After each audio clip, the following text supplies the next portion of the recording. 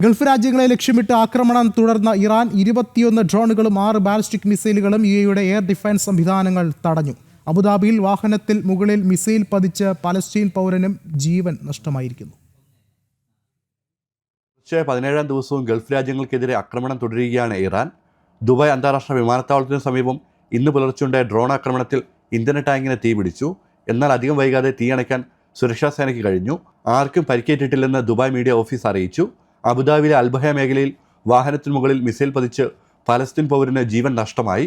ഇതോടെ ഇറാൻ ആക്രമണത്തിൽ യുഎഇയിൽ കൊല്ലപ്പെട്ടവരുടെ എണ്ണം 7 ആയി. 145 പേർക്കാണ് ഇതുവരെ പരിക്കേറ്റത്. ഫുജറയിൽ ഓയിൽ വ്യവസായ മേഖലയിലും ഡ്രോണിൻ്റെ അവശിഷ്ടങ്ങൾ വീണ് തീപിടുത്തമുണ്ടായി. ബഹ്റൈനിൽ ഇറാൻ നടത്തിയ ആക്രമണത്തിൽ അദാരി മേഖലയിൽ ഒരു ഫാമിൽ തീപിടുത്തമുണ്ടായതായി പ്രതിരോധ മന്ത്രാലയം അറിയിച്ചു. സൗദി അറേബ്യയുടെ കിഴക്കൻ മേഖലകളിലും ഇറാൻ്റെ ആക്രമണ ശ്രമങ്ങൾ ഉണ്ടായി. ജനം, ദുബായ്.